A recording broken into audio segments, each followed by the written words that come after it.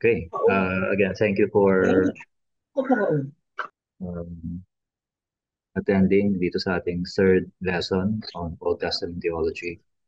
Um, if you have your, if you're joining via Zoom, obviously pwede nyo pong i-mute muna temporarily. Tapos pag may questions po kayo, you can uh, click po yung raised hand sa Zoom or you can call my name, my attention para masagot po natin yung inyong questions. If not, pwede nyo rin pong i-list sa notepad po ninyo. May naipon po ninyong mga tanong. So now we will be discussing uh, about a major component or item in the Old Testament or Old Covenant, which is the temple. So ano ba yung tinuturo ng scriptures with regard to the temple?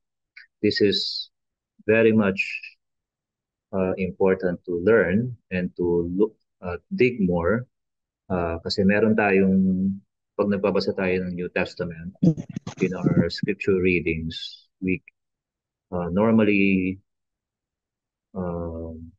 stumble sa isang passage sa John chapter 2 when the Lord Jesus said in that passage, John chapter 2 verse 19, Jesus answered them, destroy this temple and I will raise it again in 3 days. So merong uh, maraming mention ng temple sa New Testament. So it's only fitting for us to look kung ano ba yung tinuturo ng Old Testament with regard to the temple. So that's why we have this lesson. Now, some introductory points muna before we jump in our lesson proper. First, there were glimmers and memories of truth that may have continued in pagans' religious buildings and temples. God's image in unbelieving humanity has not been erased, but only corrupted. Those outside of Israel's covenant has a sense and structure on where a divine entity should be worshipped. But this covenant, this sense or structure or framework was already blinded, blurred.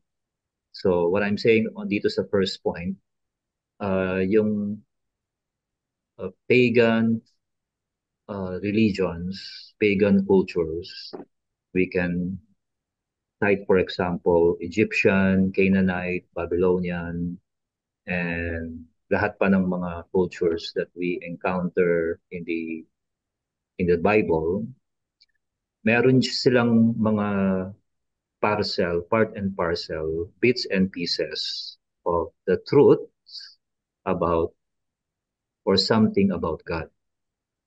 And one of the bits and pieces was on how to worship a divine being. At isa doon was to erect or construct a temple for their God. Yun, doon pumapasok yung mga Egyptian temples, Canaanite temples and structures then. Babylonians, as you may know, maraming mga buildings sa mga Babylonians that which I believe even in our day is one of one of the great wonders ng na natayo sa humanity. So there were glimmers and memories of truth. Not only na makikita natin sa Old and New Testaments. Now, with regard to the Old Testament temple, that Old Testament temple was a microcosm of the entire heaven and earth, according to one theologian named G.K. Beale. Ibig sabihin ng microcosm, isa siyang maliit na picture, reality of what is bigger. So yung temple is a small picture of the entire heaven and earth. And we can see that one example. Parang manibes sa mama na. Boses yun lang yan, tinan. Okay, kindly mute lang po. Yeah, thank you. One example in one passage is found in Psalm 78, verse 69. We can read, He built His sanctuary like the heights, like the earth that He established forever. So here, meron tayong evidence when the Lord instructed Solomon to build his dwelling place or temple. God built his sanctuary like the heights, in the skies, the heavens, like the earth that he established forever. So yung sanctuary daw are likened to the skies or the heights, the heavens, and also likened to the earth. So yung establishment and building, construction ng sanctuary is likened to the heavens and the earth. So the psalmist says that God designed Israel's temple to be comparable to the heavens and the earth. The symbolism of the tabernacle or the sanctuary is essentially the same as the subsequent temple built by Solomon. So, for example, we can read yung creation of the world in Genesis 2. We can also see here yung patterns sa Exodus 25 to 40. But let's look another verse or passage in Exodus 25 verses 8 to 9 and verse 40. We read, Then have them make a sanctuary for me, and I will dwell among them. Make this tabernacle and all its furnishings exactly like the pattern I will show you. See that you make them according to the pattern shown you on the mountain. So merong pattern na kinopya si Moses. Yung earthly sanctuary and earthly tabernacle were only a copy of what was original. Yung original refers to what God showed to Moses. And what God showed to Moses was based or seen in the heavens. So merong nakitang vision si Moses. And he copied yung measurements and yung design, everything that he needs to know to construct and erect the sanctuary and the tabernacle. Sabi rito, see that you make them according, exactly like the pattern I have shown you on the mountain. We have here a picture of the sanctuary in Israel's time. So ito pa lang yung nasa wanderings pa lang sila. Hindi pa ito yung Solomon's temple. Okay, ito pa lang yung sanctuary na merong mga curtains or yung curtains which divides, later on we will see further, yung holiness until you reach the Holy of Holies. Yun yung pinakadulo doon uh, na section. And you can see on the left side yung Ark of the Covenant. So here is a picture of the sanctuary, which we're referring to when we read yung Exodus 25. Another item, as we mentioned, yung Ark of the Covenant. Here is a picture of the Ark of the Covenant with I've taken this from, I believe, from the NIV, Zondervan Study Bible. So meron ditong Ark of the Covenant. Yung number 2 is the incense altar. Number 3 is the lampstand na merong 7 lampposts. Number 4 is the table. And then number 5 or 5th is the bronze altar. So ito yung mga makita natin dito na items. Here now is the picture of the temple. Ito na yung built by Solomon. As we can see, it is more permanent kasi na-establish na yung kingdom first through David and then in Solomon's reign. Kaya mas permanent na siya, structured na, gawa na sa bato, and other precious stones and everything. Okay, because before, when they were still wandering in the desert, they were only using the sanctuary. But as we will see later, it has the same essential sections and elements na meron sa sanctuary before. So let's look first on the structure of the sanctuary or the temple under Solomon. The gradation or hierarchy in the temple corresponds to in dress, furnishings, location, and position of the person in the temple. So yung ibig sabihin, merong hierarchy doon sa sanctuary, doon sa dwelling place of God. It depends on the dress of the worshiper, the dress of the priest. It depends on the furnishing ng section. Yung high priest can only enter a specific place. Merong mga curtains, as we can see here on this picture. Meron siyang divisions. Yung merong outer court at merong another section entering yung yung uh, yung first room or space, and then another space na papasok ka doon sa loob pa. I believe that last section is the Holy of Holies. So merong hierarchy or gradation. There is the outer court, represented the habitable world where humanity dwelt. So as I've been saying earlier, yung sanctuary and in the near future yung temple represents or is a microcosm of the creation of the heavens and earth. Okay? So merong outer court. The outer court, in a way, represented the habitable world where humanity dwelt. So ito yung outer court when they were still in the wilderness. In the temple, meron ding outer court. Okay? Now, that outer court represent the habitable world. The holy place, yung second section, was emblematic of the visible heavens and its light sources. So ito na yung holy place, yung second section na pasok dito sa after nung first curtain, ito na yung the holy place. Okay. This holy place represents the visible light sources. Ano ba yung mga light sources?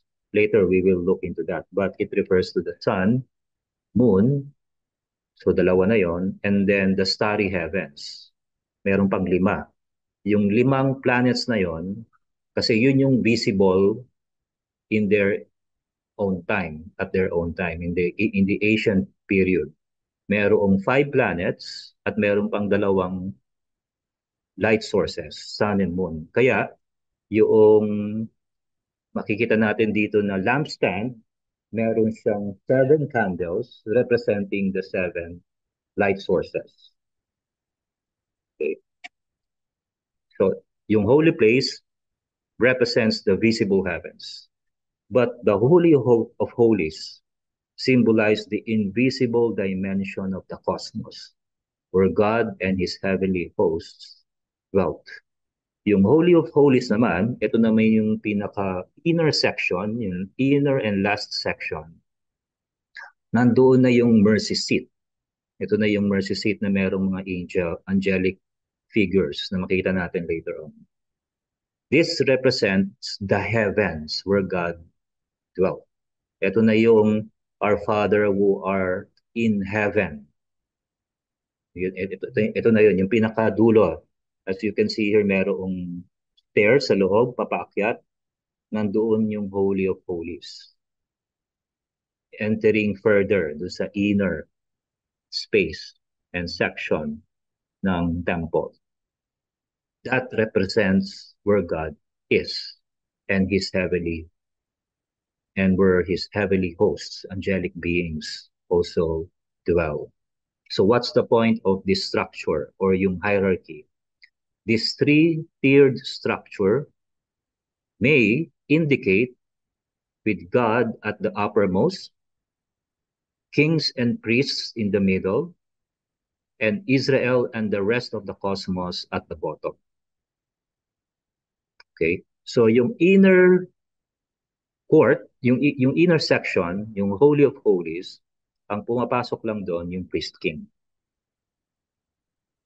Yung holy place, yung middle section, yung regular priests. Sometimes yung kings. Merong story, di ba, si David? If you recall, nagugutom sila. One of Jesus' example regarding the Sabbath, where the king was not allowed by the law to enter and to eat yung mga bread doon sa loob ng section na yun. Yun yung middle section, the holy place. Pero dahil si David ay king, hindi siya counted as sinning at that time. I believe merong section doon na for the king, yung middle section. And yung outer court, the red, is for Israel, yung ibang tribes ng Israel, and also for the rest of the cosmos.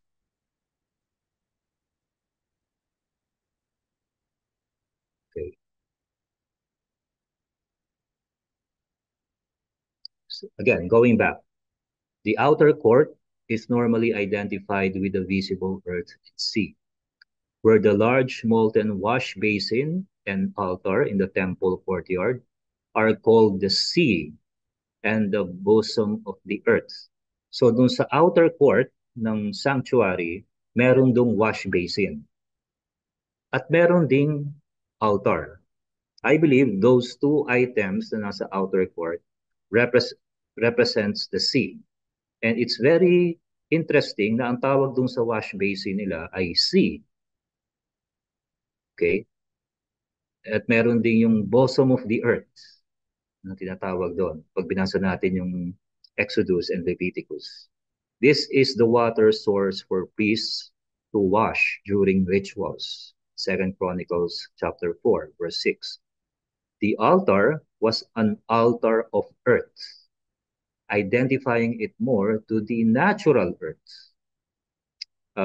One passage that we can reference is found in 1 Kings chapter 7, verses 23 to 25. He made the sea, ito yung wash basin, of cast metal, circular in shape, measuring 10 cubits from rim to rim and 5 cubits high. So, very interesting na merong wash basin doon sa outer court na ang tawag ay the sea. I believe yung sea and the earth, which is found doon sa creation of the world, represent yung bosom of the earth, yung baba. Kung ano yung nakikita natin dito, yung itong earth na ito. Merong land, merong sea, di ba? Which is part of God's creation in Genesis 1 to 2. Next. So ito yung picture of the wash basin found in the temple courtyard. You can see kung sino rin yung mga nagbubuhat ng wash basin, which are land animals. Okay. Now, I can show you an image, a picture of Solomon's temple, an illustration. You can read yung 1 Kings chapter 6 for your own reference and reading. So ito yung design and structure of Solomon's temple, the house of the Lord in Jerusalem on Mount Moriah. So ito yung nakita nyo sa baba, yung wash basin. Okay. And nakita nyo sa right side, yung burnt offerings, altar for burnt offerings. Doon palang papasok doon sa wooden door na overlaid with gold, papasok ka doon sa holy place. So you can see here ito yung holy place section. Then, paakyat, yung inner section pa, yung inner and last. This is the inner sanctuary where the Ark of the Covenant is stationed. Next, the holy place symbolized the visible sky. The seven lamps on the lampstand may have been associated with the seven light sources visible to the naked eye. So as I've said, merong five planets visible in their time. Wala pa naman silang mga aparatos na na-invento to see kung meron pa bang sixth planet, seventh planet. Kung ano pala yung nakita nila noon, merong five other visible light sources or planets. Then, the sun and the moon. So, merong seven. Sabi ni Vern Poitres in his study. The lampstand is placed on the south side of the holy place. Perhaps this placement is intended to correspond to the fact that from Israel's point of view, north of the equator, the circuit of the heavenly lights will be primarily to the south. That there are seven of the lamps correlates not only with the seven major lights of heaven, but with the general symbolism for time within Israel. The heavenly bodies were made in order to serve as signs to mark seasons and days and years. The whole cycle of time marked by the sun and moon and stars is divided up into sevens. The seventh day in the week is the Sabbath day. The seventh month is the month of atonement. The seventh year is the year of release from debts and slavery. And the seventh of the 7 year cycle is the year of the Jubilee. So fittingly, the lampstand contains the same sevenfold division, symbolizing the cycle of time and so on. So, yun yung makita natin pagpasok doon sa middle section, yung holy place. Yung mga items doon sa loob ng holy place, which you can see there a lampstand, I believe represents yung heavenly, yung sky naman, the heavens visible to the naked eye. Then, we turn to the Holy of Holies. The Holy of Holies represented the unseen heavenly dimension of the world. The sculpted cherubim around the Ark of the Covenant in the Holy of Holies, and the figures of cherubim po pala yung one of the angelic beings, woven into the curtain that guards the Holy of Holies, reflect the real cherubim in the heaven who presently and in the future will stand guard around God's throne in the heavenly temple. No human can enter the inner sanctuary and look upon the divine glory except for the high priest, who could enter once a year and offered incense which formed a cloud so thick that he could not see God's glorious appearance. So as you recall, di ba, perhaps you've already studied kung ano yung ginagawa ng priests, especially yung high priest sa loob. So once a year, he offered the sacrifice for himself, then for the people. Tapos meron pang sacrifice para sa yung goat na nilalabas palabas ng sanctuary or ng Jerusalem. Meron din siyang ginagamit ng incense. Yung usok na yon na lumalabas dun sa incense, I believe, refers or harks back to what happened dun sa Mount Sinai. Di ba merong thick cloud when God stooped down dun sa top of the mountain to meet Moses. Merong dung thick cloud. I believe yung incense, in a way, represents na merong presence of God on that place, in that area. So merong appearance, a glorious appearance or presence of God. The ark itself was understood to be the footstool of God's heavenly throne. We can see that in 1 Chronicles 28, verse 2, and Psalm 99, verse 5. Kaya nga, merong the earth is the heaven is my throne, the earth is my footstool. So yung passage na yun. So ito yung cherubim that I'm uh, was telling you about. So merong cherubims, two cherubims at on the Ark of the Covenant and in the temple. So meron ng malaking cherubims, meron pa dun mismong dalawa dun sa Ark of the Covenant.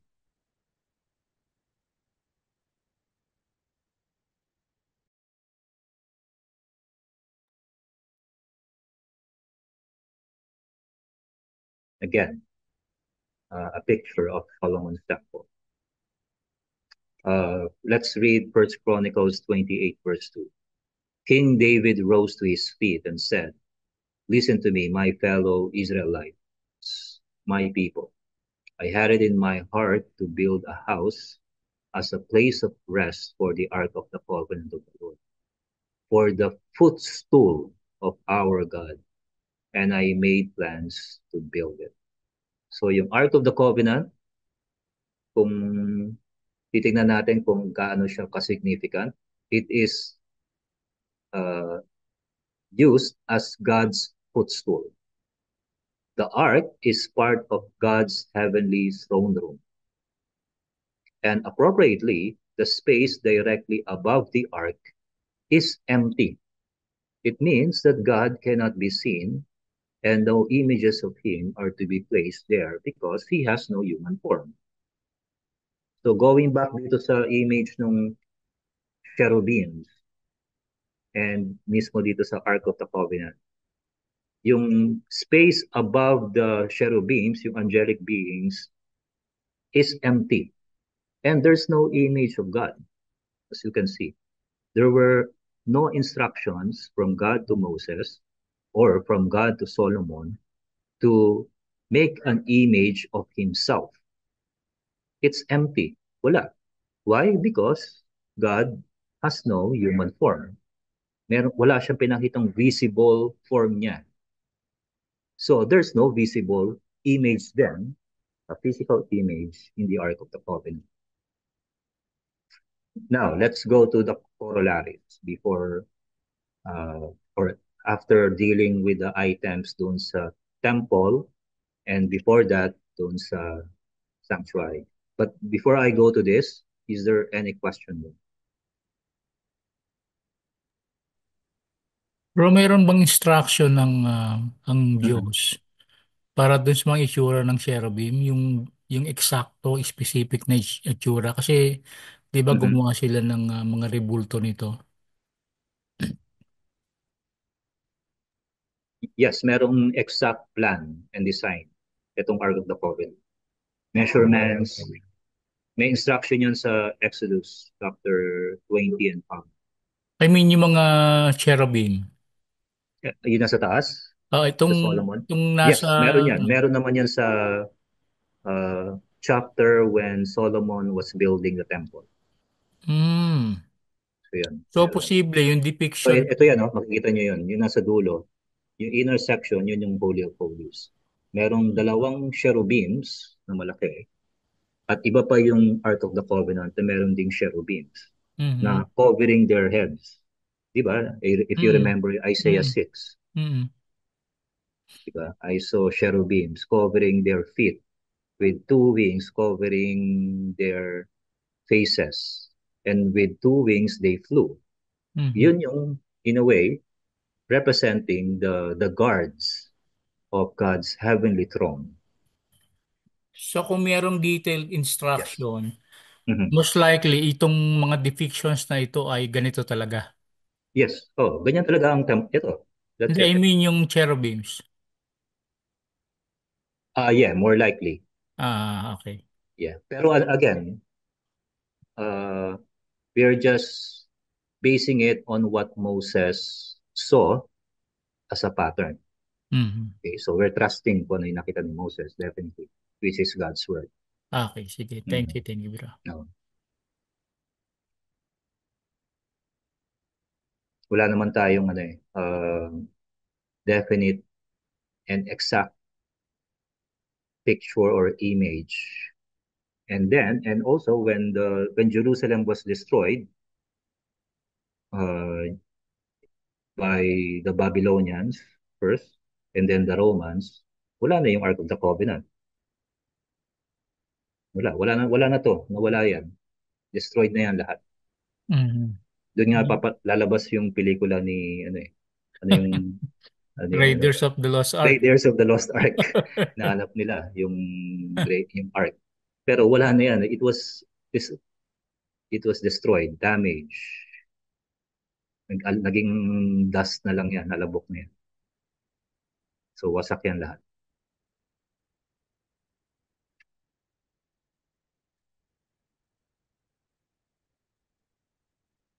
So yan, kita nyo, golden lahat yung mga, ano yan, yung aapakan, lahat yan, precious stones, even yung damit ng priests. So lahat representing Israel, meron din mga precious stones sa kanila and everything. So lahat yan.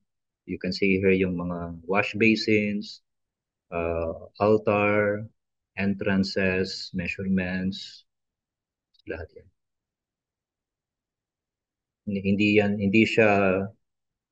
Hindi ito dinesign ng Israelites on their own. It was instructed to them.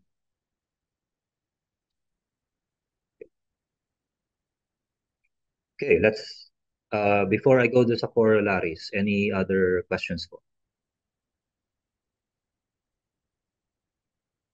If none, then let's go to the first point. The foundation of the temple building was laid with gold, silver, and precious stones. So that's what we can see here. Which is true. Yung foundation niyan, lahat, yung pinakailalim niya, ang mapunta siya dun sa pavement, it was laid with gold, silver, and precious stones. We can see that in 1 Kings chapter 5 and 1 Chronicles 22, verse 14. Next, the jewels on the priest's breastpiece, yung nasa kanyang chest, symbolized the earthly and heavenly cosmos. It was woven with blue and purple and scarlet material. Okay. Third, the inner sanctuaries in ancient pagan temples, so pagan temples pa lang to, have idols, whereas in Israel's temple, there was none. The gods of the nations need housing for rest, but God himself says that no human-made structure could adequately be a dwelling for him. Okay. So, did God instructed Moses and then later on Solomon to build a dwelling place for him? Yes. Pero in another sense, he doesn't need any structure or building made by human hands. Hindi niya kailangan yan. Yung mga pagan religions and pagan cultures, meron silang, not only do they have an image ng goddesses nila sa loob ng temple, pero they also believe that those god and goddesses need housing. Kailangan nila ng housing on this earth. That's a complete contrast and the exact opposite of the biblical instruction to build a sanctuary and a temple. Okay, again, as we can see on the picture, there's no image of God. None, zero. This is what I'm mentioning about yung guest piece of the high priest. Yung damit niya, very particular siya. Yung mga precious stones, very particular, specific siya. Fourth, though part of Israel's temple, like the neighboring pagan temples, the starry heavens, that symbolism, I'm sorry, though part of Israel's temple, like the neighboring pagan temples, have the starry heavens, that symbolism is not so much highlighted in Israel's worship. More likely, God wants to make it clear that they should not worship the stars as gods. So as I've mentioned, merong representation ng starry heavens inside in the inner court sa holy place. So that is being represented by yung mga lamps ng lampstand. Meron ding empty space doon uh, sa area na yon, sa section na yon. Pero hindi kahit kailan wala tayong mababasa na yung starry heavens were being worshipped. Never, walang instruction ng Diyos to worship the stars and all the elements in the heavens. Walang instruction to worship the heavenly bodies. Kaya nga, meron tayong Genesis 1 passage. They were created by God, specifically. In contrast dun sa mga pagan religions, where they worship the heavens, the sun, and the moon. Pero, for God, the sun, the moon, at yung 5 other light fixtures were there to give the time and seasons and years. Diba? Yun ang function niya. And also to light the world in the day and another light source during the night.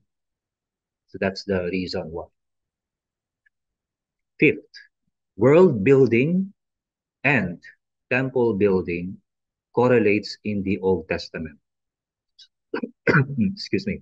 So yung creation of the world in Genesis 1 to 2 is related to the creation of the sanctuary and the temple in Moses' time and in Solomon's time. Meron siyang may mga elements na parang, at hindi lang parang, connected siya, interconnected. Okay? Yung sanctuary and temple are microcosms of the creation of the world, the heavens and the earth. At yung iba pa yung God's throne in the heavens, dwelling place niya. And divine rest occurs subsequent to the work of creating.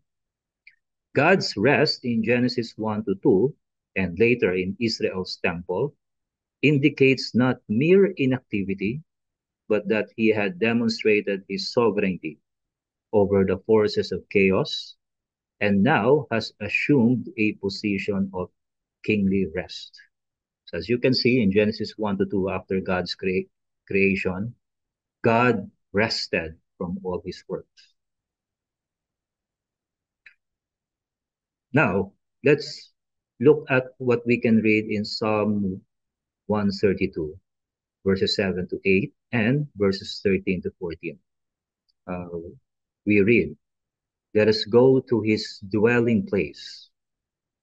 Let us worship at his footstool, saying, Arise, Lord, and come to your resting place, you and the ark of your might. For the Lord has chosen Zion, he has desired it for his dwelling, saying, This is my resting place forever and ever. Here I will sit enthroned, for I have desired it." Again, saan ba natin nakuha muna yung concept ng rest? Where? In Genesis 1 to 2, di ba? After the creation of the world, after the creation of man, God rested from all his works. Now, yung term na rest na yon, pinapasok naman siya doon sa dwelling place of God. In-incorporate din siya yung term na rest. So, merong mga elements na halos pareho when God created the world and he rested. And also, when God instructed to build the sanctuary and later on the temple. Yung mga terms dito na dwelling place, worship at his footstool, resting place, the ark of your might. Lahat yan ay makikita rin natin sa creation of the world, the heavens and the earth. Now, lastly, meron ding not only na meron connection yung Genesis 1 to 2, creation of the world, heaven and the earth, sa construction ng sanctuary and temple. Meron ding specific correlation yung Garden in Eden and Israel's temple. Okay? Israel's tabernacle and temple were reflections of the Garden of Eden. So, meron tayong ulit mababasa ng mga elements, verses, words, expressions, phrases na na-mention sa Garden of Eden at na-mention din o alluding din doon sa structure and building of the temple. Okay, let's go to that one by one. First, the Garden of Eden was the place where Adam walked and talked with God. Same, same expression where God's presence is there in the tabernacle. Okay, Genesis 3 verse 8, Adam walked and talked with God. Leviticus 26 verse 12. May I ask po anyone, kindly open your online scriptures or your scriptures dyan, Bibles. Anyone can please read Leviticus 26 verse 12, please.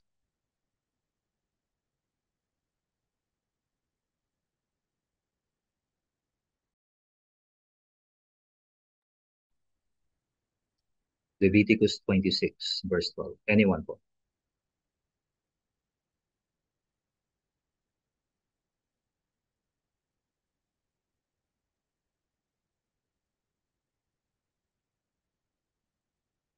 Bro, Leviticus 26 verse 12. 12. Sige, Mhm. ako na. Okay, sa NIV, Mhm. I will walk among you and be your God, and I will be my people, and you will be my people. Yes. Okay. So yung you will walk, the same term and expression dun sa Genesis 3 verse 8. When God walked in the cool of the day and meron siyang intimate relationship with Adam. Same expression. Second, God placed Adam in the garden to cultivate it and to keep it. Yung term na cultivate and to keep are the same words used to serve and guard in the temple. Yun naman yung makita natin sa 1 Chronicles 23, verse 32.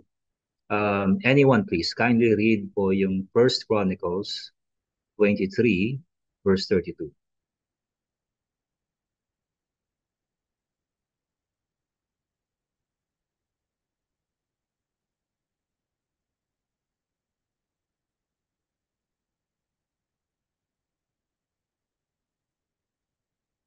First Chronicles 23, verse 32.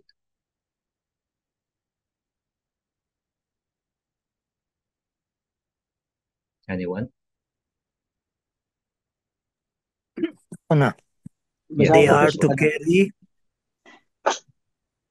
They are to carry out their responsibilities for the tent of meeting, for the holy place, and for their relatives, the descendants of Aaron, in the service of the Lord's temple.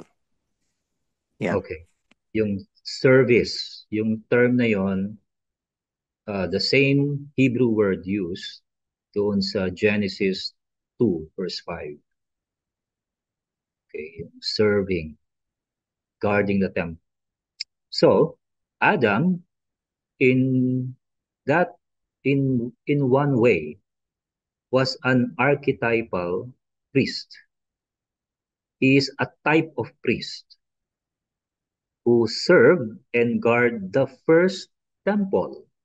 In a way, yung garden in Eden was a kind of a temple. It is a dwelling place where God walked. The manual labor of gardening itself was a priestly activity in maintaining cleanliness in view of the lurking unclean creatures on the perimeter. That's one of the function and role of Adam, to guard Eden, to fence it, to protect it, to serve and guard in the first dwelling place of God. Cultivate it and to keep it. Kaso, merong nakapasok na unclean creature, which was Satan, the snake, the serpent. Ganun din yung function ng priests sa 1 Chronicles 23, verse 32. Okay. Third, when Adam failed to guard the temple garden by sinning and letting the foul serpent defile the sanctuary, the cherubim took over the responsibility of guarding. Do you notice that? So meron ding cherubim dun sa Garden of Eden, hindi ba? In the same way that there are cherubims in the structure and design of the sanctuary and the temple. Moses also was commanded to make 2 statues of cherubim and station them on either side of the Ark of the Covenant of the Holy of Holies. You can read that in Exodus 25. Same arrangement and design with Solomon's temple in 1 Kings chapter 8, verses 6 to 7. Let me read yung passage sa Exodus 25. Make 1 cherub on one end and the second cherub on the other. Make the cherubim of one piece with a cover at the 2 ends. The cherubim are to have their wings spread upward, overshadowing the cover with them. The cherubim are to face each other, looking toward the cover. Place the cover on top of the ark and put in the ark the tablets of the covenant law that I will give you. There, above the cover, between the 2 cherubim that are over the ark of the covenant law, I will meet with you and give you all my commands for the Israelites. So I believe meron ding mga interconnections, interrelations. Yung cherubim guarding the Garden of Eden after Adam fell into sin, at yung guardian doon na cherubims doon sa Ark of the Covenant. Okay, next. Solomon's temple was described with botanical and arboreal imagery that gave it a garden-like appearance. You can read 1 Kings 6 to 7 later after natin dito. At when you read yung 1 Kings chapter 6 to 7, you cannot but not be interested in dun sa mga verses and expressions. Ano ba itong tinatayo ni Solomon? Garden ba ito o temple? Well, pareho. Because the temple that he was instructed to build was a temple garden. Kaya pag binasa niyo yung 1 Kings 6 to 7, meron dong mga botanical expressions. And just as a river flowed out from Eden, so doon sa post-exilic temple after the exile, and the future temple have rivers flowing out from the center. You can read that in Genesis 2 verse 10. Merong mga rivers doon, Euphrates, Gihon, and then another 2 rivers, which I forgot. The same goes with the temple na meron din siyang rivers to water the garden and so on. Anyone, kindly read po yung Psalm 36 verses 8 to 10. Psalm 36 verses 8 to 10.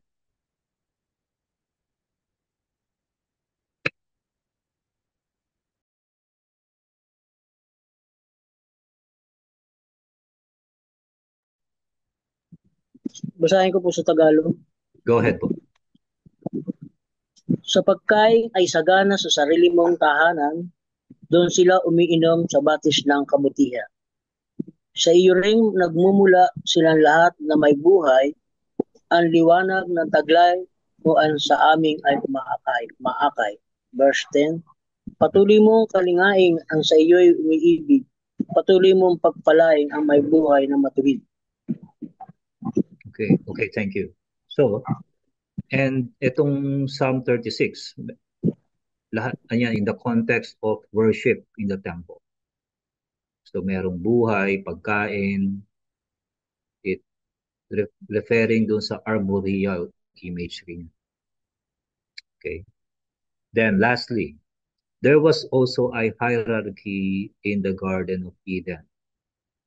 As I've mentioned many times, merong outer court, yung God's creation, the holy place, the garden itself, as a sacred space separating from the outer world, and the Holy of Holies, yung Eden, is where God dwells as the source of life. Okay. So, merong yung nasa labas, when Adam fall into sin, pinalabas siya sa Eden, at doon na siya nabungkal, yun na yung nagsisilbi na outer court at that time. Meron ding holy place, the garden itself, and then merong Holy of Holies, Eden. So as you can see here in the picture, ito naman yung Herod's temple. So why are we calling it Herod's temple? So as you remember, Israel went into exile. Yung first temple built by Solomon was destroyed.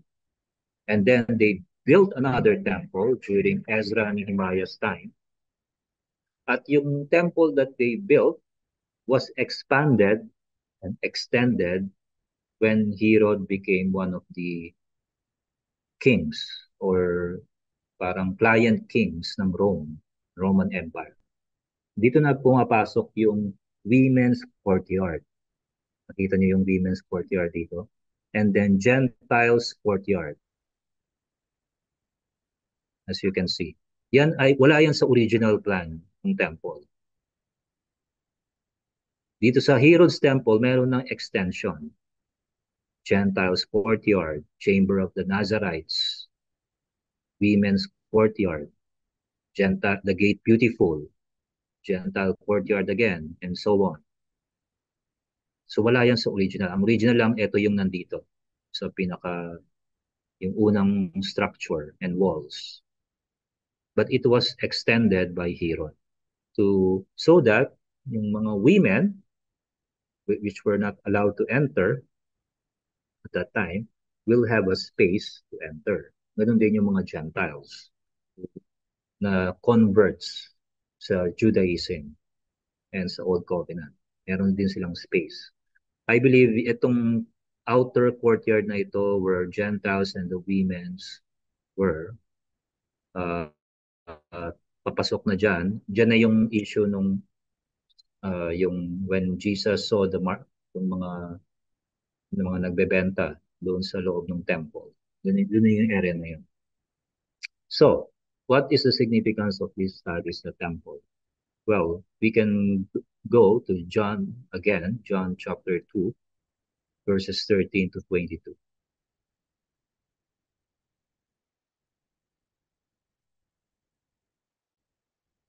Okay. I hope you can see itong aking screen. When it was almost time for the Jewish Passover, Jesus went up to Jerusalem.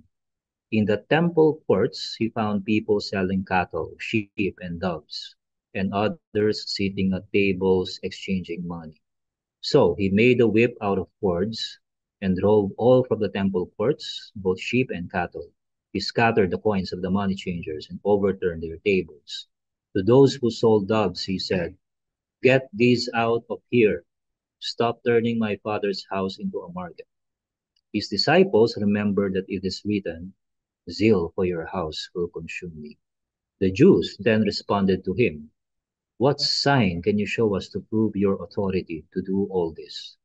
Jesus answered, "Destroy this temple, and I will raise it again in 3 days." They replied, "It has taken 46 years to build this temple, and you are going to raise it in 3 days? But the temple he had spoken of was his body. After he was raised from the dead, his disciples recalled what he had said. then they believe the scripture and the words that Jesus has spoken. So, brethren, wala na tayong first temple ngayon, second temple, and even yung original temple garden in Eden. Our presence of God today as Christians is Jesus Himself. He is our temple. Sa Kanya built-in lahat. Lahat ng mga items na nandun sa first temple and second temple and temple garden Eden. Lahat yun built-in na kay Christ. He is our temple, our presence of God. Any question po dito sa ating lesson?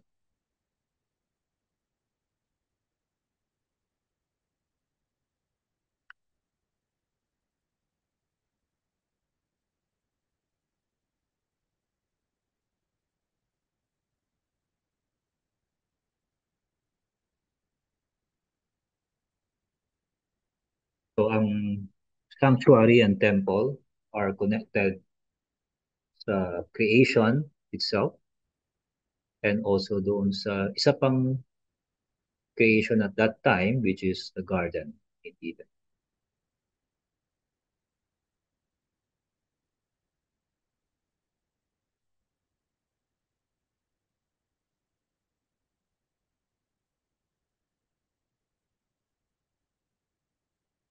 Any question? Pero tanong ko lang yung mga nitty-gritty nung details Yes. nung sa tent, no? Hindi pa, even yung sa, ano, sa temple na binild ni Solomon. Ano Mhm. yung mga significance tong mga detalye na to? Mhm. Like yung mga lampstand, yung mga basins, yung significance nito, as a whole, no? Pagdating niya sa, kasi 'di ba sinabi mo rin na si Christ na yung temple. Parang ganun ba? Well, ngayon, yeah. So, a new Ah, covenant, si Christ na yung ating temple. mm. Pero when it was originally built, yung sa first kay Moses and then kay Solomon, merong function yung wash basin. Yung metal basin na yan, nakita natin sa baba. At meron pang mga wash basins pa na maliliit. So yan yung ginagamit na panghugas ng kamay ng mga priests who will enter the holy place. And within that holy place, merong mga lampstands with 7 lamps or lampposts, candles. I believe yung lampstand na merong obviously na lighting in light to function as lighting sa loob ng holy place. Kung i-connect natin siya sa creation, it represents the heavenly bodies. Pero within the section na yon, yung space na yon, it is to light the area.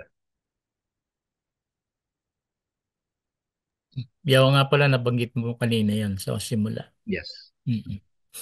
Okay, thank you. Okay. Welcome.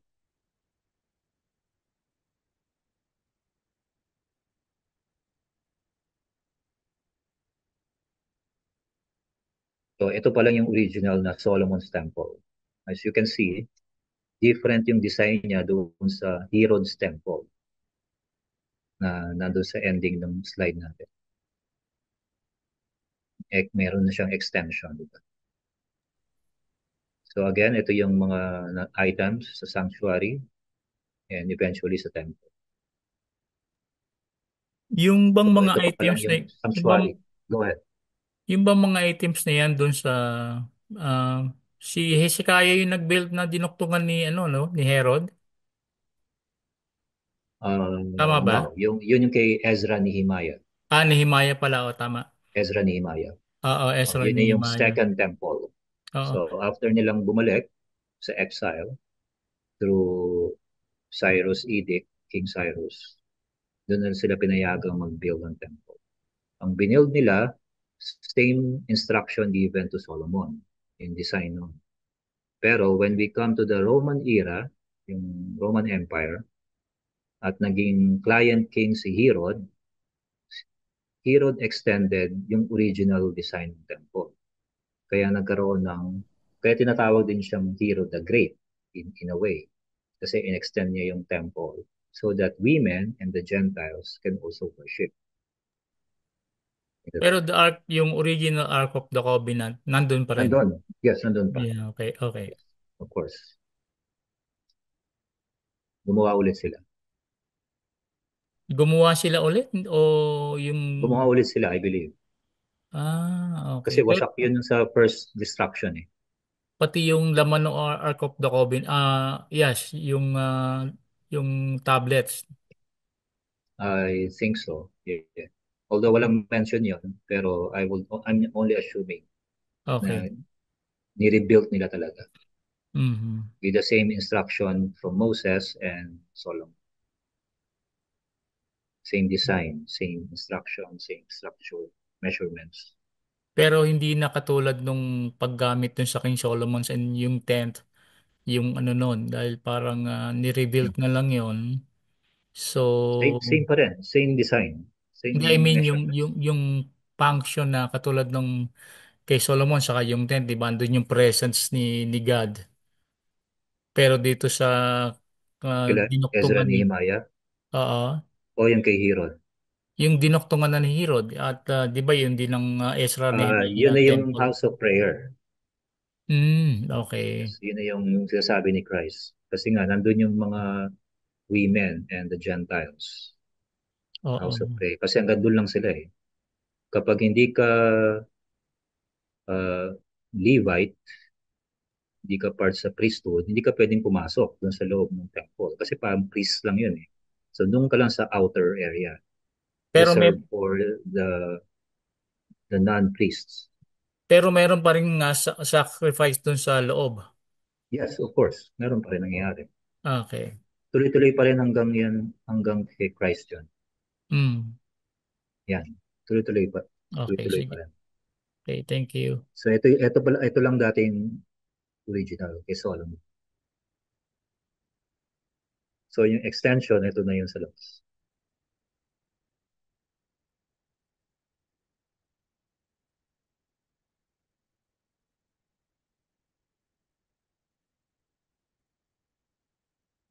If you remember, meron ding episode si Apostle Paul, di ba, na kinaladkad siya ng mga Jews kasi daw papasok siya ng Gentile sa loob ng courtyard.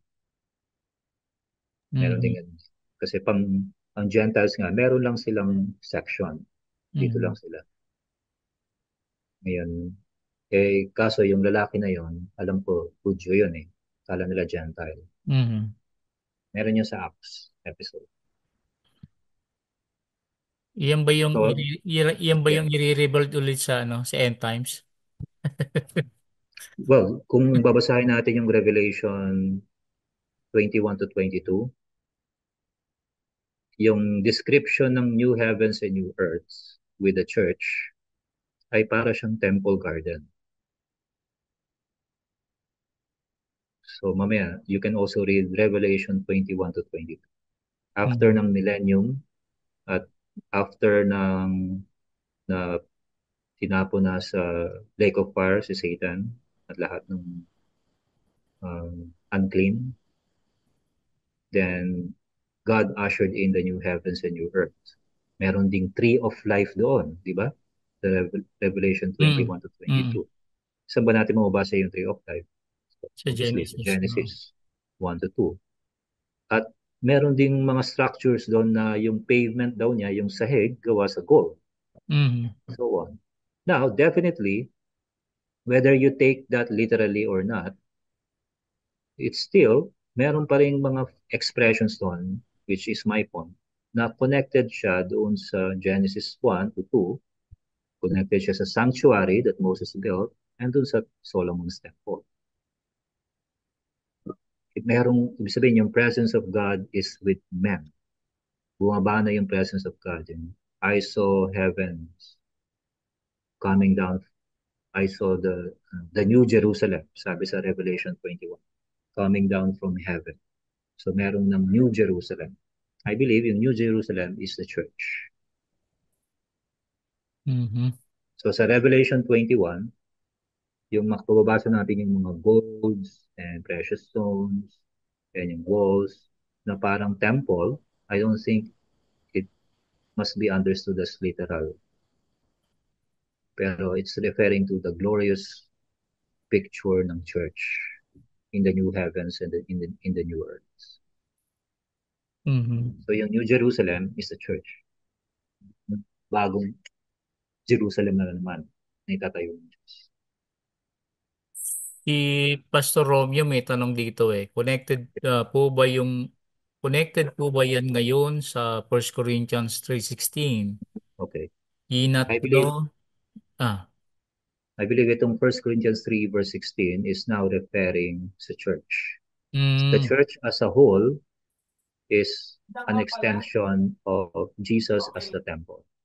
So dun sa John chapter 2 which we read, definitely Jesus is now the temple of God. By extension, since si Christ hindi mo siya pwedeng ihiwalay sa church, dito sa 1 Corinthians 3:16, the church is also referred to as God's temple. Sabi rito, and that the Spirit of God dwelt in you. Diba? Nung tinayo ni Solomon yung first temple, meron dung very glorious presence of God, yung cloud and fire, diba? As if you can read yung inauguration ng temple. Here, wala na tayong ganong klaseng uh, spectacle. What we have is God's Spirit dwelling in the church. That's what we have. And dito rin sa 1 Corinthians 3, if you notice, brother, yung sa nagtanong, you can see there na meron ding parang temple guard and building na image na ginagamit si Apostle Paul. Diba? Siya daw ay workman, master builder. Diba? I planted, Apollos watered. Why? Kasi nga, kung ititrace mo yung biblical theology ng temple garden, you can read Genesis 1 to 2, first temple yung kay Moses, sanctuary kay Solomon. Yung imagery na ginagamit ni Apostle Paul were taken and influenced ng mga passages na yun which we have treated just now. Okay. Dito talaga nakikita natin yung kahalagahan ng biblical theology, no? Yes. Yan, thank you daw sabi ni Pastor Romeo. Okay. That's beautiful, sabi po niya. Thank you po, Pastor Romeo. If I may share ito, again yung screen ko so you can read yung 1 Corinthians 3, sabi rito, verse 10. Then let's start with verse 7, 1 Corinthians 3. So neither the one who plants nor the one who waters is anything, but only God who makes things grow. The one who plants and the one who waters have one purpose, and they will each be rewarded according to their own labor.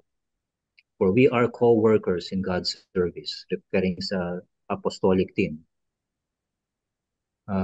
You are God's field, God's building. Again, dalawang imagery itong binanggit na ni Apostle Paul. You are God's field, garden, and God's building, temple. By the grace God has given me, verse 10, I laid a foundation as a wise builder, and someone else is building on it, but each one should build with care, for no one can lay any foundation. So again, babalik pa rin tayo dun sa imagery ng temple and garden until we reach in verse 16. Don't you know that you yourselves are God's temple, that God's Spirit dwells in your midst? If anyone destroys God's temple, God will destroy Thank you that na. person. No problem. Thank you. So, pag tinrace natin yung history sa paano ginamit itong mga expressions na ito, Itong study natin that we're looking at, yung about the temple, will enrich your understanding ng 1 Corinthians 3.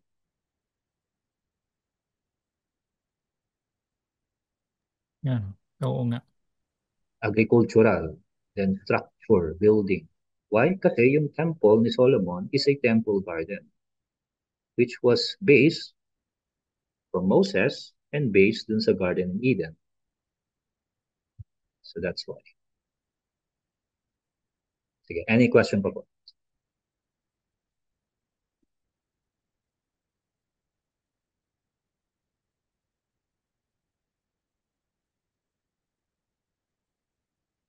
Pwede rin pong i-type yung question niya. Mhm.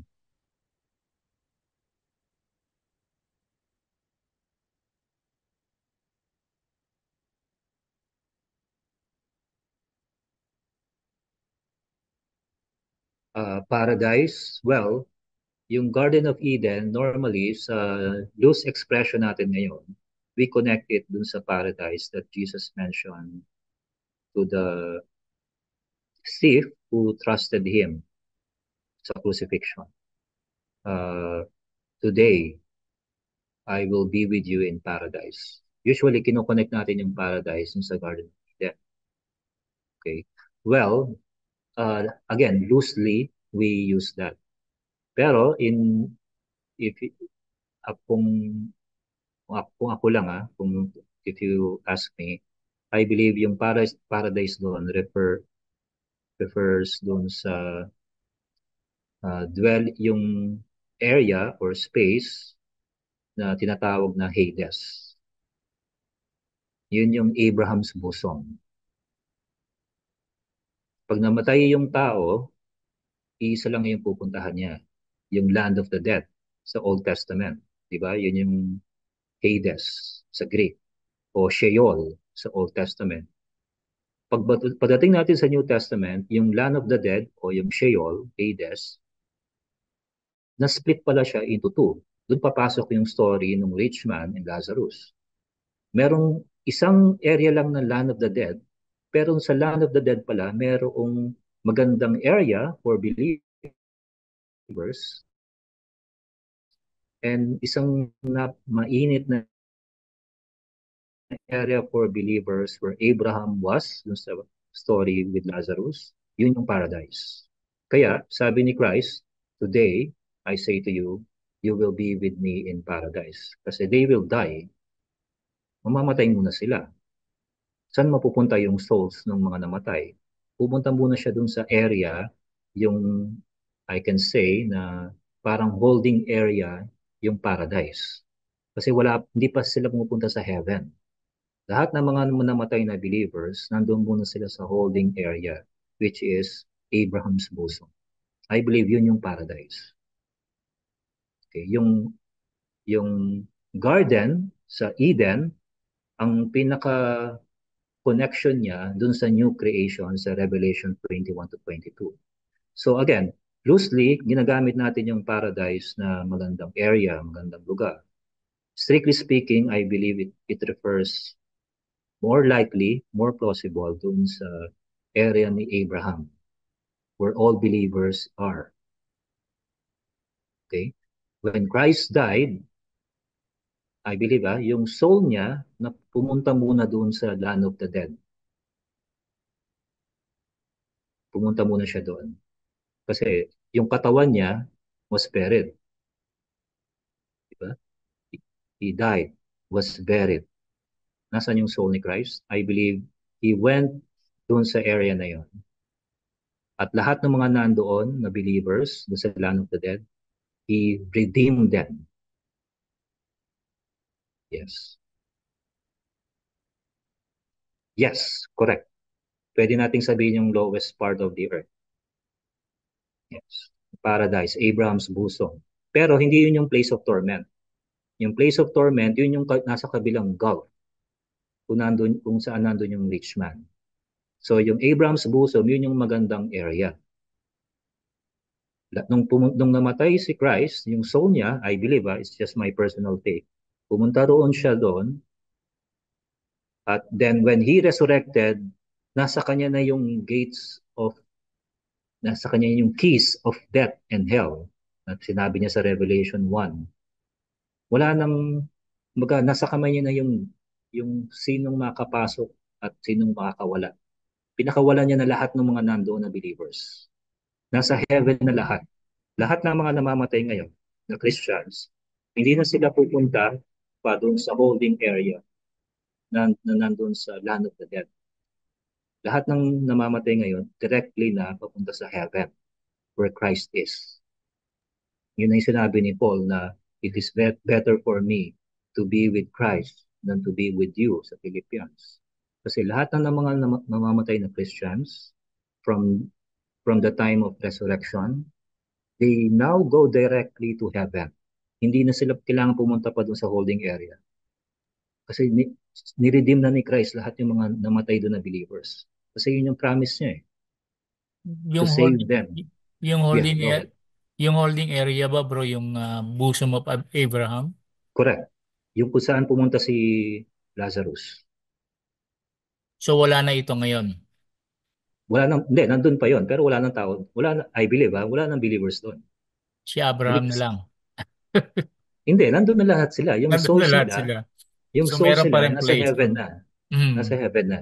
okay. Yes. Oh. Kasi nga, yung death and si Satan, in a way, nagkaroon sila ng power over the people.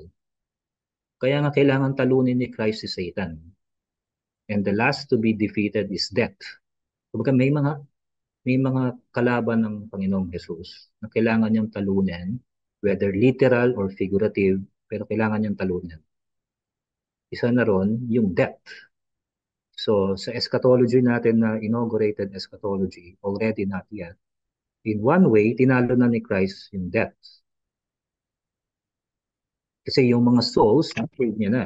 Pero wala pang resurrection life. Yung resurrection, dun pa lang yun sa Revelation 19 to 20.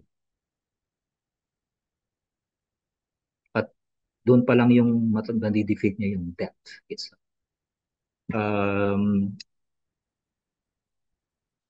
I have a question dito. Again, paano po yung sa John 3 verse 13? Check ko lang po yung John 3:13.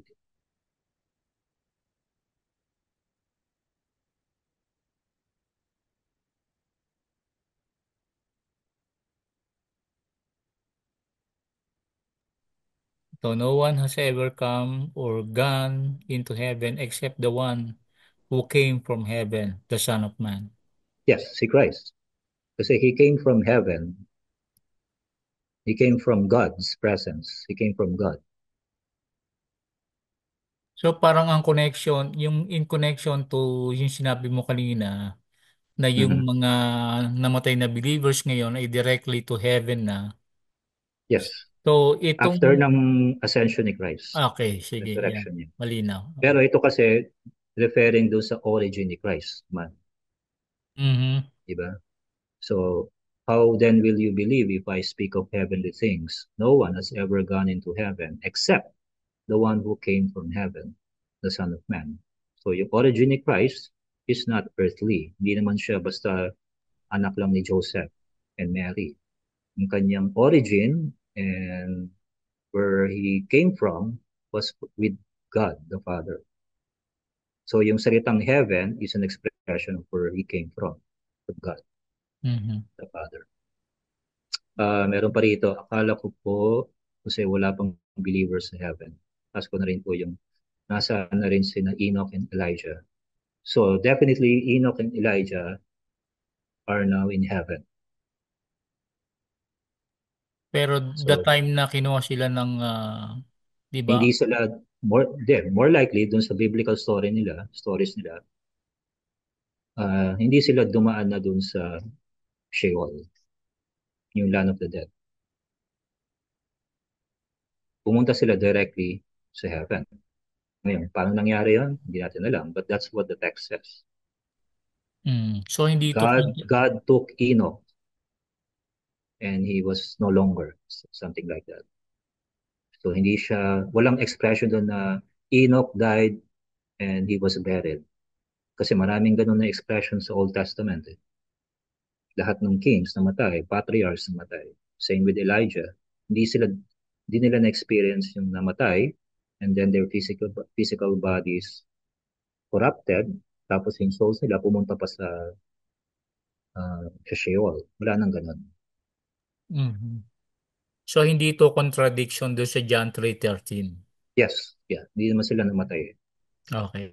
Kaya merong di bang verse si David, for you will not leave my body, my soul in Sheol, something like that. Psalm 16 yata yun. Kasi nga, lahat ng namamatay na believers sa Old Testament, pumupunta muna sila doon sa Abraham's bosom. Psalm 16.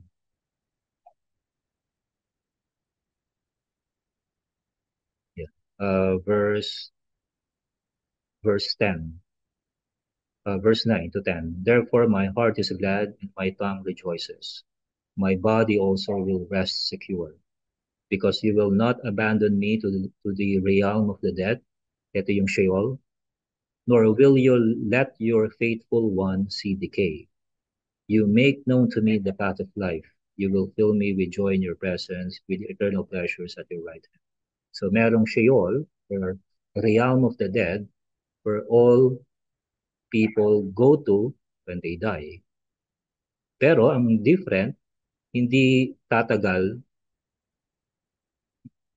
yung mga believers doon. Kasi merong ang promise si Yahweh.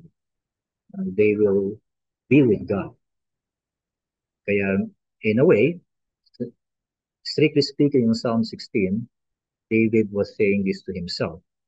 Pero hindi niya alam na gagamitin pala ito ng mga apostles na yung sinabi pala niya sa Psalm 16 was a prophetic word for the coming Messiah. Ito rin yung Psalm 16 verse referring to Jesus. You will not abandon me to the realm of the dead, nor will you let your faithful ones see decay.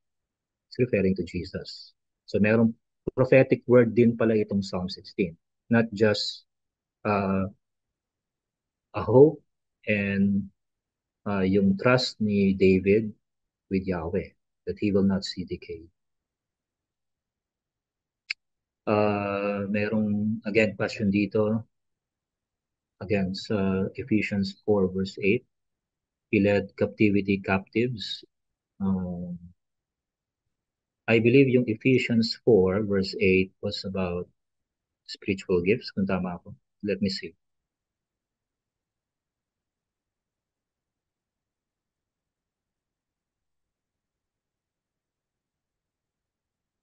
Ephesians 4 verse 8. But to each one of us, grace has been given as Christ apportioned it. This is why it says, when he ascended on high, he took many captives and gave gifts to his people. And then, itong verse na to was taken from Psalm 68 verse 18. I believe itong Psalm 68 verse 18 was now being used or handled by Apostle Paul na Jesus as the triumphant or the victor. At yung sa Roman setting nila, yung Roman victor na kakatapos lang ng giyera, nanalo siya, meron siyang parade. And then after nung parade niya, paparade niya yung mga kalaban niya, na natalo niya, pati yung king, natalo sa chains, meron ding giving of gifts. I believe yung picture na ito was a triumphant king who is Jesus. After he died and rose again and ascended into the heavens, he gave gifts to his people. At ano yung mga gifts niya? Ito na yon. Christ himself gave the apostles, the prophets, the evangelists. Ngayon, meron pang expression dito sa verse 9, what does he ascended mean except that he also descended to the lower earthly regions? Again, that's something that we can expound kapag Ephesians tayo passage. But I hope maging helpful yung explanation ko. Kasi we are now dwelling sa eschatology.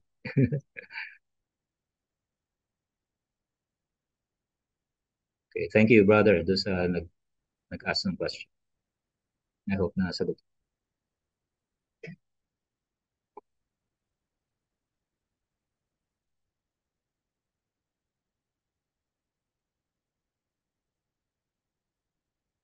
Yes, correct. In absent from the body, present with the Lord. All believers now go directly up in heaven. Yes. Wala nang Sheol or land of the dead.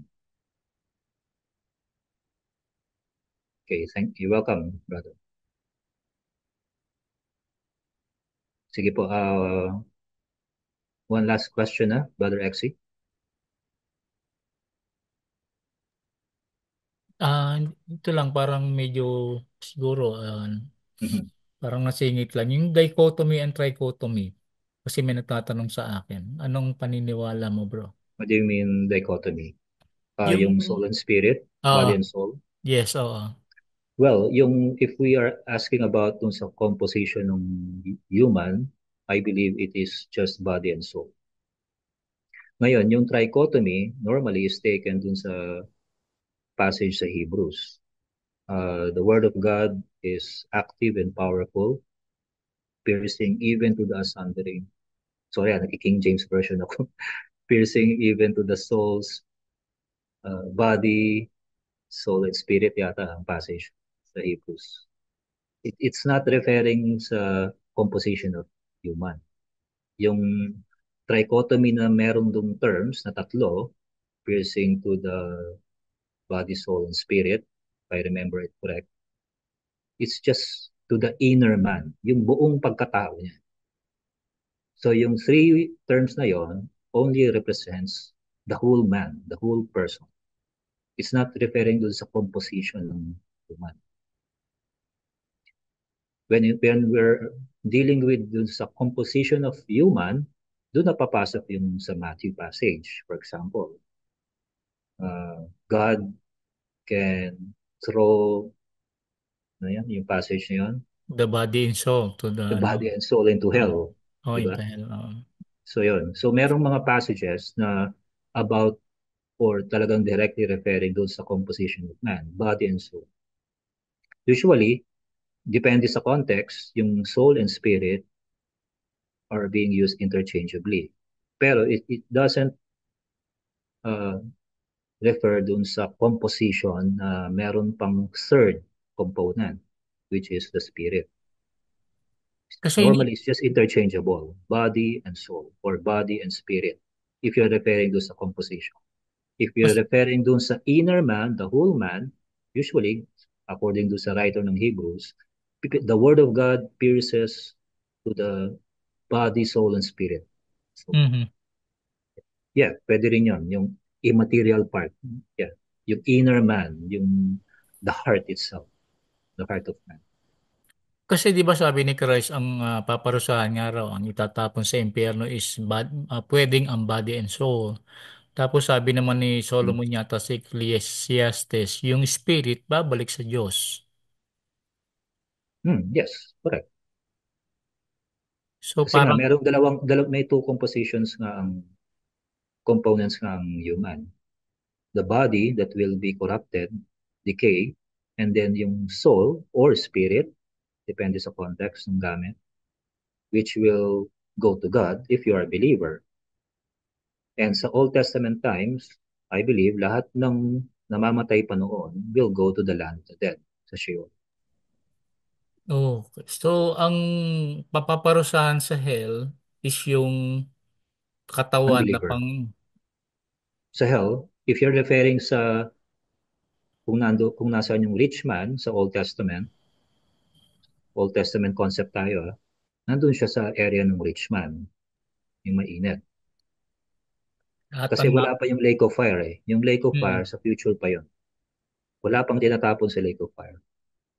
Ang unang itatapon doon, yung Antichrist and the false prophet sa Revelation 19. So, naka-reserve na yung lake of fire, pero wala pang tinatapon sa lake of fire. Kasi sa Revelation 19 pa lang mangyayari yun. Ang meron pa lang ngayon sa unbelievers, yung holding area nila na kung saan sa picture or example ni Christ, ay kung nasaan yung rich man.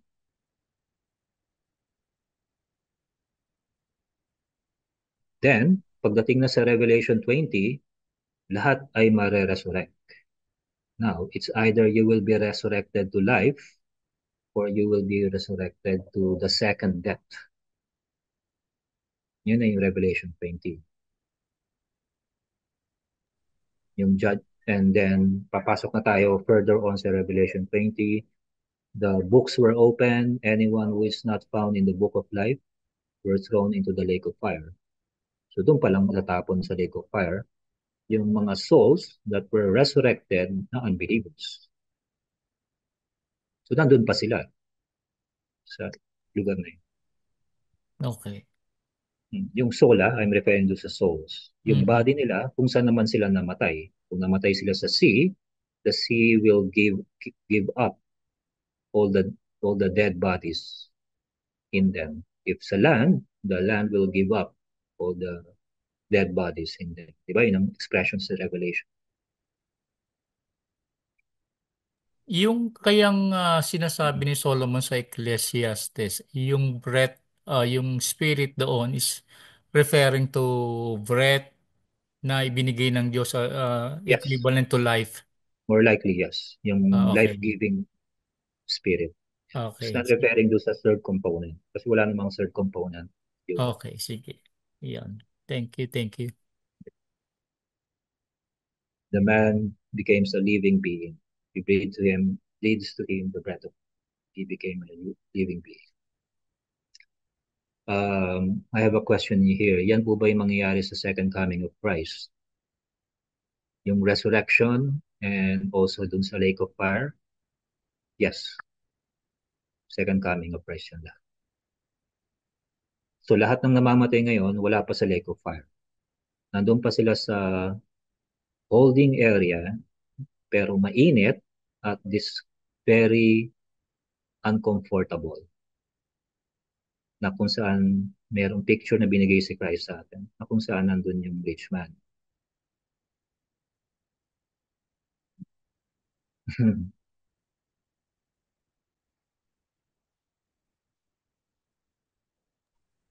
So merong ang plano ng Diyos, merong mga sequence of events. So wag natin i-package lahat sa isang event.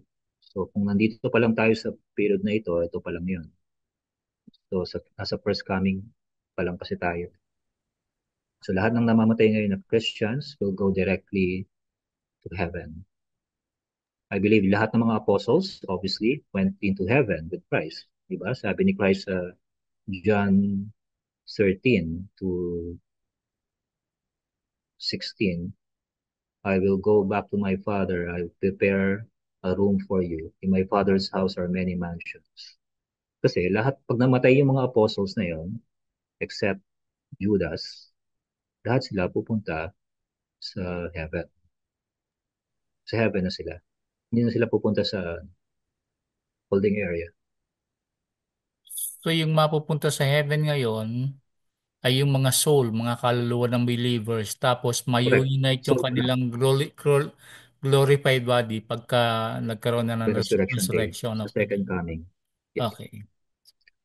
Ngayon, merong text sa Matthew na when Christ died, merong na-open daw yung earth and then resurrected men walk on the earth. Basa nyo na ba yan? So, isa pa yun sa very interesting text to one of the difficult passages. But again, eschatology na kasi yun. Mhm. So, nasa temple topic tayo. Lumalim na ng gusto. Hindi ba mga zombie yon? I believe resurrected people yun. Resurrected. Ano siya? So, para siyang nagpakita kaya sila foretaste. talaga. Initial. Nakita sila. Nakita Kasi yun sila ng mga nasabi sa Matthew. Christians. Christians Nakita lang. sila, no? Pero Nakita sila siguro, ng mga Christians. after that, diretso na sila sa langit. Probably. Kasi wala namang Mm. sinabi sa text eh. Probably. Hindi natin alam. Kasama na ni Hindi natin Christ. alam kung na-resurrect sila tapos namatay ulit na parang nangyari kay Tama. Lazarus sa John 19. Obviously, si Lazarus, namatay siya and then he was resurrected by Christ, di ba? So, ibang Lazarus na yung tinutukoy ko, yung Lazarus na kapatid ni Martha and Mary. So, pwede rin na yung mga resurrect na yun sa Matthew passage when after crucifixion ni Christ, after his death, posible, we're just conjecturing na namatay din sila. Pwede rin na they went with Christ or after ng ascension ni Christ, sumunod na sila. So, hindi natin alam kasi wala na sa text. The text is silent. Pero for sure, merong mga resurrected men who walk on the earth after Christ died sa cross. Hindi kaya na-resurrect sila para magkaroon sila ng glorified body para... Well, again, hindi natin alam. We're just making conjectures. Okay, sige. Kasi walang sinabi sa text Okay, ng sige. Matthew. Ang sabi lang, merong mga the earth opens, parang na-open yung mga cemeteries. Nakakatakot, parang horror, no? Hindi, resurrected naman sila, hindi man sila zombie. Pero yung nagbukas yung mga sementeryo, Sabi, medyo... sa ano yan Matthew 27 or 28. Ano kaya, literal kaya ito Ito, na... Matthew 27.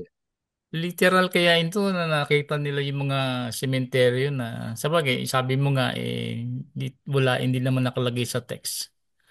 So, Ito, mahirap. sa Matthew 27 verse 50 and following. And when Jesus had cried out again in a loud voice, he gave up his spirit. So he died. At that moment, the curtain of the temple, again, ito yung topic natin, was torn in two from top to bottom. The earth shook, the rocks split, and the tombs broke open. The bodies of many holy people who had died were raised to life. They came out of the tombs after Jesus' resurrection and went into the holy city and appeared to many people. Yan, appeared to many people. Yes, yeah. I believe they appeared to believers. Ngayon, kung many people, kasama ba yung families and relatives nila? We don't know kung ano yung expression na yun. So, And also, sinabi rin dito, many holy people, not all. Hindi naman sinabing lahat ng mga namatay na believers sa Old Testament o until Christ died were raised to life. Hindi naman sinabing all. Many lang, sabi, many holy people who had died were raised to life. They came out of the tombs after Jesus' resurrection. So after pa ng resurrection of Jesus. And went into the holy city. Ngayon, is it holy city referring ba dun sa Jerusalem? The earthly city? More likely, kasi sabi rito, and appeared to many people. Di pa ito yung oo. heavenly city. Mm. So, more likely, it's referring dun sa holy city nila. Earthly Jerusalem. So, nakita nila, no? Mga May nabuhay. mga witnesses. Oo. Okay, parang si Lazaro nga, nakapatid ni Mary and Yes, Martha. yeah. Parang nangyari kay Lazarus.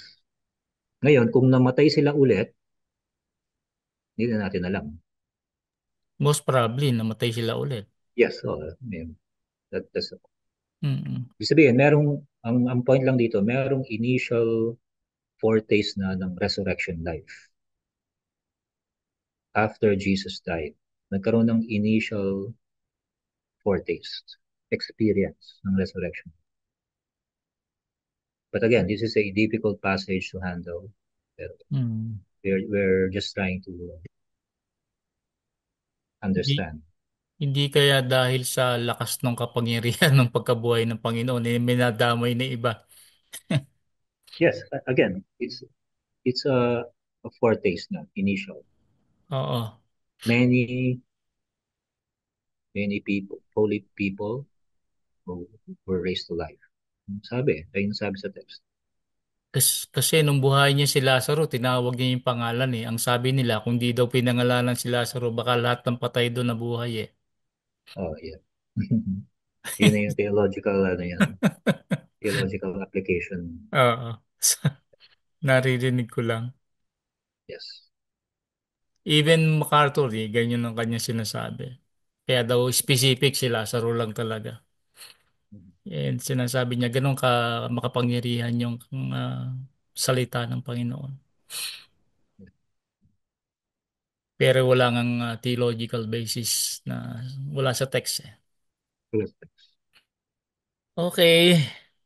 Well, I Meron pa. hope I was able to help you understand yung temple, how it interrelate and connects with other themes, Old Testament, creation, Eden, kay Moses, sanctuary, yung temple itself built by Solomon. And I hope I was able to give you pictures, images para makita nyo sa sarili sa slide natin yung temple itself. Pero again, our hope and trust is not built dun sa physical temple. It is with Christ. Okay. Thank you, brothers and sisters. Okay. Sige po, kung wala na po magtatanong, ay dito na po tayo mag-e-end. Meron pa po ba habol? May tanong si Pastor Romy rito, yung ba mga animal din may spirit daw? Sabi niya, instinct lang daw. Parang, ayan. Pero, ito yata parang ano lang niya. Okay, pwede na po tayo mag-end dito. Pastor Mike, pwede po bang makahingi sa inyo ng closing prayer? Okay. Sige. Aming Diyos na banal, kami po'y nagpapasalamat sa muli na namang pag-aaral na inyong binigay sa amin. Salamat sa buhay ni Brother Chris na inyo pong ginamit para maunawaan po namin ang patungkol po sa templo ng Old Testament at kung paano ito marirelate ngayon na ang aming templo ay aming Panginoon at kami rin ay naging templo. So Lord, tunay nga na napaka lalim ng inyong salita at napakasarap aralin at tunay nga na we cannot exhaust your word. And so with this, we are thankful and we pray that you will continually give strength to those who teach us your truth and give them wisdom and guidance always.